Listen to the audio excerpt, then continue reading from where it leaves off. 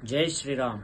ప్రియ భగవద్ బంధువులారా, అందరికీ ఆ దేవుని ఆశీస్సులు కలగాలని కోరుకుంటూ మన ఆధ్యాత్మిక విషయాలు ఛానల్కి తిరిగి స్వాగతం.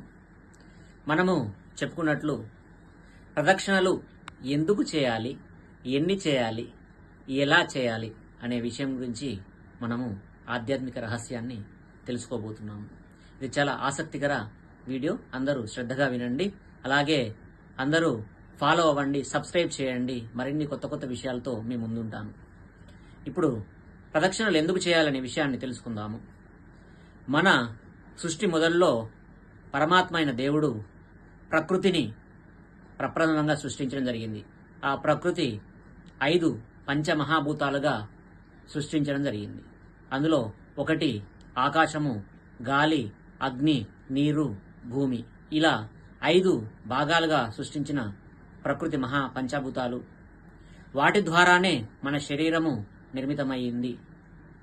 అలాగే మన శరీరానికి ఎటువంటి ఆపద వచ్చినా, ఎటువంటి మరణం సంభవించినా మళ్ళీ తిరిగి మనము ప్రకృతిలోకే ఐక్యమైపోతాము.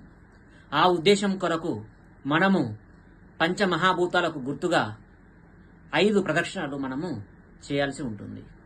అలాగా ప్రదక్షిణ మనము మొదలుపెట్టడం 2 చేతులు జోడించి, అలాగే ఏ ఫోన్ గాని ఎవరితో మాట్లాడకుండా, ఏ ధ్యాస లేకుండా ఓన్లీ దేవుడి మీద శ్రద్ధతో మాత్రమే ఉంచుకొని మొదటి ప్రదక్షిణ ఆకాశము ద్వారా నాకు ఎటువంటి ఆపద కలగొద్దు స్వామి అని, రెండవ ప్రదక్షిణ గాలి ద్వారా నాకు ఎటువంటి ఆపద జరగొద్దు స్వామి అని 5 మహాభూతాలను తలుచుకుంటూ మనము ప్రదక్షిణ చేయాలి. ఈ విధంగా మనం ప్రదక్షిణ ముగించుకోవాలి. ఇది శాస్త్రబద్ధమైన ప్రదక్షిణ యొక్క నియమము. దీన్ని అందరూ ఈ రోజు నుంచి నిర్వర్తించాలని కోరుకుంటూ, ఇటువంటి ముఖ్య విషయాలతో ఇంకా మీ ముందుకు వస్తాము. కాబట్టి మీరు చేయాల్సిందల్లా మా ఛానల్ని సబ్స్క్రైబ్ చేయండి, లైక్ చేయండి, 10 మందికి తెలిసే విధంగా షేర్ చేయండి. జై శ్రీరామ్. ఉంటాను.